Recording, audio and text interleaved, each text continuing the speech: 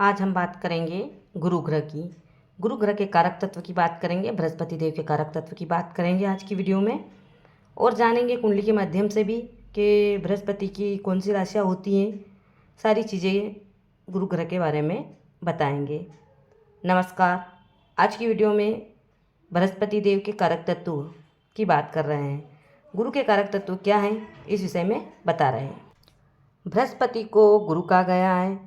हमें सीख कर चीज़ों को समझना और समझ कर ज्ञान अर्जित करना, यही गुरु हमें सिखाता है।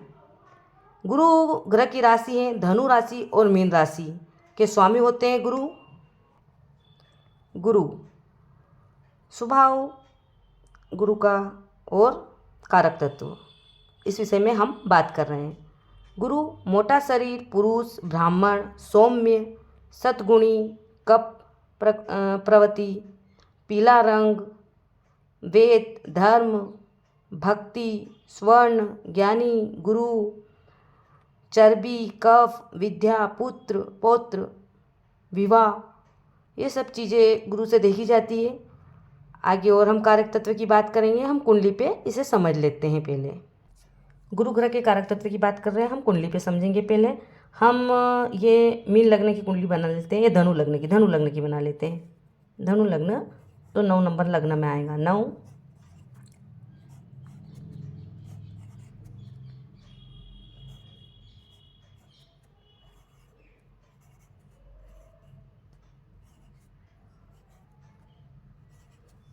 ये धनु लग्न की कुंडली बन गई आपके सामने। 9 नंबर लग्न में लिखा है, धनु लग्न की कुंडली है। गुरु धनु लग्न, एक राशि गुरु की धनु राशि, एक राशि मीन राशि। ये राशि गुरुदेव की है, बृहस्पति देव की है। और गुरु ग्रह गुरु नीच के 10 नंबर राशि में होते हैं और उच्च के 4 नंबर राशि में। कर्क राशि में उच्च के होते हैं और मकर राशि में नीच के होते हैं गुरु। और स्वयं की राशि है धनु और मीन, ये गुरु की राशि है। गुरु ग्रह कहाँ पे बैठे हैं आपकी कुंडली में, वो देखना होगा और उससे आपको निकालना पड़ेगा कि जो कारक तत्व हम बताएंगे उसको आप अप्लाई करें। अगर गुरु आपकी कुंडली में अच्छी पोजीशन में है तो आपको निश्चित रूप से ज्ञान की प्राप्ति होगी और सही दिशा में सही कार्य होगा।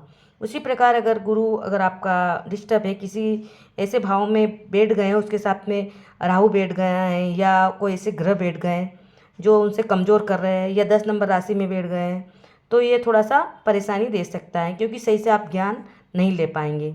ये दिक्कतें लाइफ में देखने में आती हैं। आगे भी हम बात करेंगे। हम पहले कारक तत्वों को पढ़ लेते हैं कि गुरु ग्रह के क्या क्या कारक तत्व होते हैं। गुरु ग्रह के कारक तत्व: गुरु आत्मबोध, विवेक, संयम, पहचान, आध्यात्मिकता, आदर्श नीति। गुरु अगर आपका अच्छा है तो व्यक्ति आदर्श नीति पे चलेगा। आदर्श का मतलब कि ज्ञान, धन और धर्म का पालन करने वाला होगा। ज्ञानी होगा, धन होगा उसके पास, संतान का सुख होगा।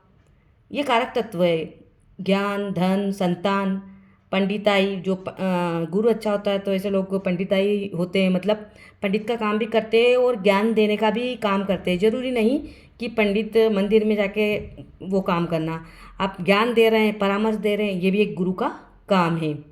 वेद, पुराण, योग शास्त्र, पठन पढ़ना, पुजारी, विद्वान, राजा के जो भी सलाहकार होते हैं वो भी एक गुरु समान होते हैं। गुरु ही राजा को सलाह देते हैं।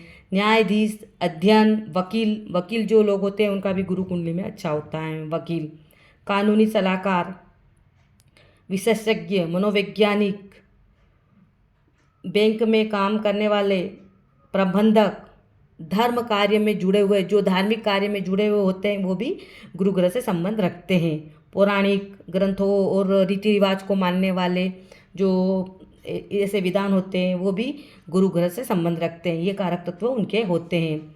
और पेट की बीमारी भी गुरु ग्रह से देखी जाती है। तपस्या, जो लोग तपस्या करते हैं वो भी गुरु ग्रह से देखा जाता है। कुंडली में अगर ये चीज़ें आपको है कि ये चीज़ों की कोई कमी है, तो कहीं ना कहीं गुरु का जिस जिससे आप जुड़े हुए हैं, मेन चीज़ जिससे जुड़े हुए हैं और उसमें कमी आ रही है, तो कहीं ना कहीं आपका गुरु थोड़ा सा कमज़ोर है कुंडली में। अगर ये चीज़ें आपको आसानी से मिल रही हैं, ज्ञान आसानी से आपको मिल जाता है, किसी चीज़ को तुरंत आप समझ जाते हैं, या आध्यात्मिक में आपकी रुचि है, पुराण में रुचि है, मतलब पुराने शास्त्रों पूरे जो भी शास्त्र है उनमें आपकी रुचि है, पुराण में, योग में, पढ़ने में, इस चीज़ों में रुचि है, तो समझना कि आपका गुरु ठीक है। अगर आप सलाहकार हैं और अच्छी से सलाह दे रहे हैं तो भी आपका गुरु ठीक है। गुरु वेद का ज्ञाता होता है, वेद का ज्ञाता होने का कारण मतलब कि आप गुरु के समान बन जाते हैं। अगर गुरु अच्छा कुंडली में है तो इंसान को हर क्षेत्र में सफलता मिलती है, धन भी मिलता है, मान सम्मान भी मिलता है, पैसा भी मिलता है। उसी प्रकार अगर गुरु किसी कारण से कमज़ोर है आपकी कुंडली में, तो इन चीज़ों में कमी आती है। जो कारक तत्व है वो आप लिख लीजिए, नंबर से लिख लीजिए, मैंने बता दी है, मैं सलंग बताती जा रही हूँ, आप लिख सकते हैं, नोट कर सकते हैं। ये कारक तत्व अपनी कुंडली पे आप लगा सकते हैं कि अगर आप शिक्षा में कोई परेशानी आ रही है, सही से शिक्षा ग्रहण नहीं कर पा रहे हैं, तो कहीं ना कहीं आपका गुरु डिस्टर्ब हो सकता है। ज्ञान सही से नहीं ले पा रहे, धन में दिक्कत आ रही, संतान होने में परेशानी आ रही है, तो ये कहने का गुरु आपका कुंडली में कमज़ोर है। ये देखना आपको पड़ेगा, आपको समझना होगा। आगे हम बताएंगे कुंडली में कि कैसे इसे समझना है और कौन से भाव में गुरु अच्छे होते हैं, और कौन सी मतलब लग्न वाइज बताएंगे, मेष लग्न से मीन लग्न में, सब लग्न में सब ग्रह के कारक तत्वों की बात करेंगे आगे की वीडियो में। पहले हम इस चीज़ों को समझ लें कि कौन से ग्रह का कौन सा कारक तत्व है। मेन चीज़ ये है, ये अगर आप समझ गए हैं तो आगे की वीडियो में भी सारी चीज़ें समझ जाएंगे।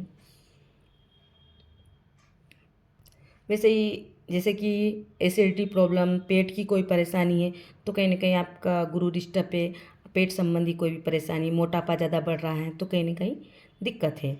अगर ऐसा है तो आप कुंडली ज़रूर देखें, और गुरु संबंधी आप उपाय भी कर सकते हैं। उपाय वैसे तो गुरु पुखराज पहना जाता है, पर कुंडली देख के ही पहनना, क्योंकि कारक ग्रह हैं आपकी कुंडली में गुरु, तो पुखराज पहन सकते हैं, नहीं तो नहीं पहने आप पुखराज की जगह गुरु के मंत्र का जाप करें, मंदिर जाइए, ये चीज़ें करेंगे तो भी गुरु ठीक होता है, बीमारियां ठीक होती हैं, ज्ञान अच्छा होता है।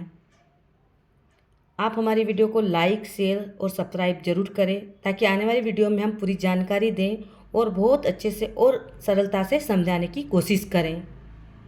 धन्यवाद।